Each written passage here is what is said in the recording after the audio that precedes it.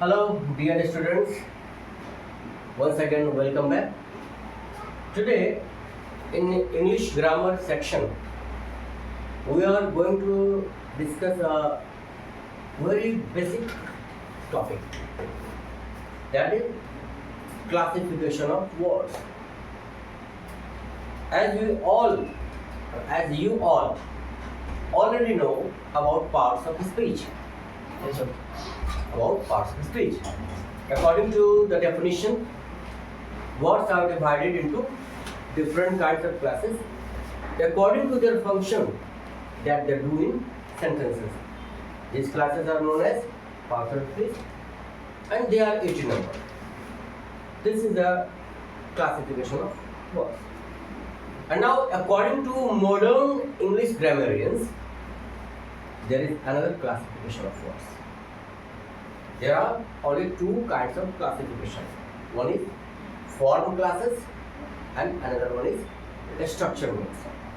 According to modern English grammarians, according to modern English grammarians, words are classified under two kinds. First one is form classes and another one is structure words. आइए फिर से समझते हैं इस बात को कि पहले हम लोग ये बात को भली भांति जान रहे हैं कि अंग्रेजी के सारे शब्दों मतलब जो आपके पास डिक्शनरी है, उस डिक्शनरी में जितने सारे शब्द हैं या उसके अलावे भी जितने सारे शब्द हैं, इसके अलावे जितने सारे शब्द हैं, उन सारे शब्दों को वाक्यों में उनके कार्यों के अनुसार अलग अलग भागों में बांटा गया है। इसको समझिए कि अंग्रेजी के जितने भी सारे शब्द हैं, सबका अपना अपना फंक्शन है, सभी का अपना अलग अलग फंक्शन है, अलग अलग कार्य है वाक्यों में। तो उस फंक्शन के आधार पर वाक्यों में उनके कार्यों के आधार पर उनको अलग अलग भागों में बांटा गया है और इन अलग अलग भागों को ही पार्ट्स ऑफ स्पीच कहते हैं, जिनकी संख्या 8 है। जैसे आप जान रहे हैं, noun, pronoun, adjective, verb, adverb, preposition, conjunction और इंटरजेक्शन। लेकिन according to modern English grammarians, अंग्रेजी के जो आधुनिक अंग्रेजी के जो व्याकरण शास्त्री हैं, व्याकरणविद हैं, इनके अनुसार अंग्रेजी के सारे शब्दों को केवल दो भागों में बांटा। एक भाग है फॉर्म क्लासेस, एक भाग है स्ट्रक्चर वर्ड्स। ये दो क्लास है। अब ये फॉर्म क्लासेस और स्ट्रक्चर वर्ड्स को समझने के लिए आपको ये जानना होगा कि डेफिनेशन, क्या डेफिनेशन है कि फॉर्म क्लासेस क्या है।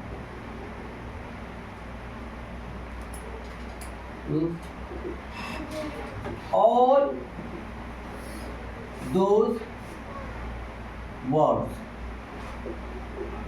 which are affected with the use of morpheme.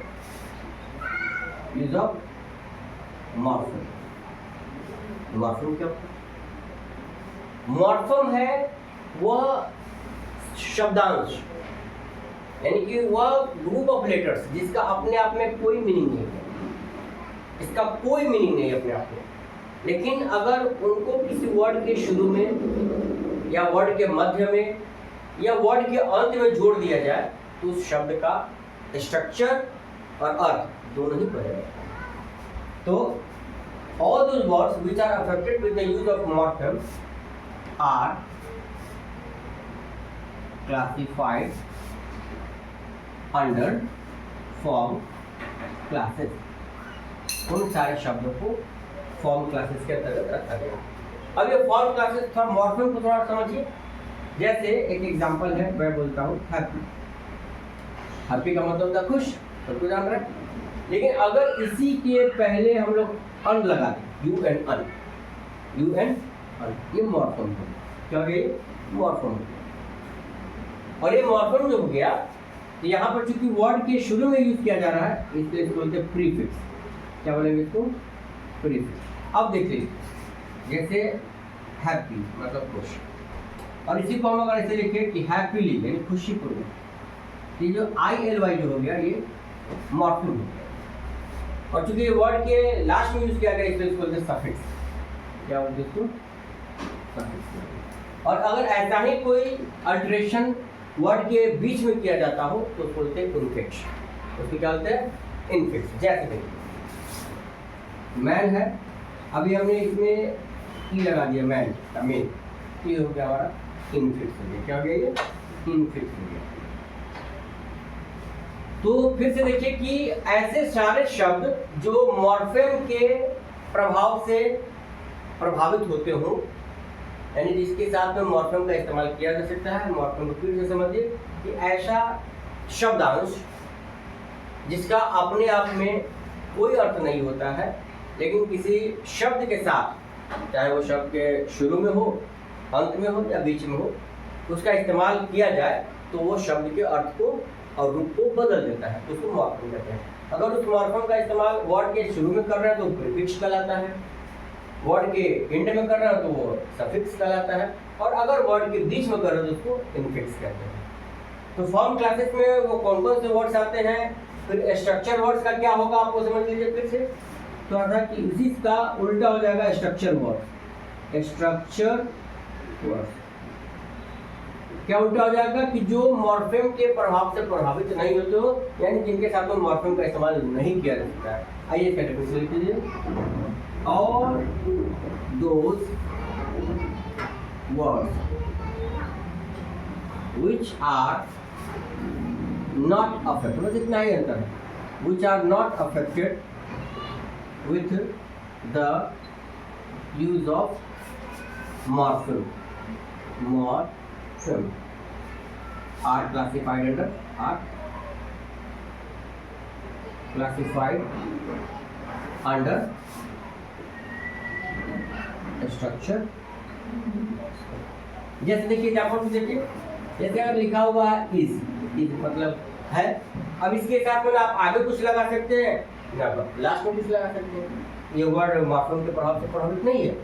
फिर जैसे देखिए आ नहीं प्रभावित होगा।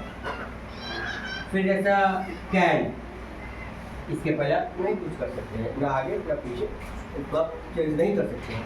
तो ये सारे शब्द को स्ट्रक्चर वर्ड्स में आता है।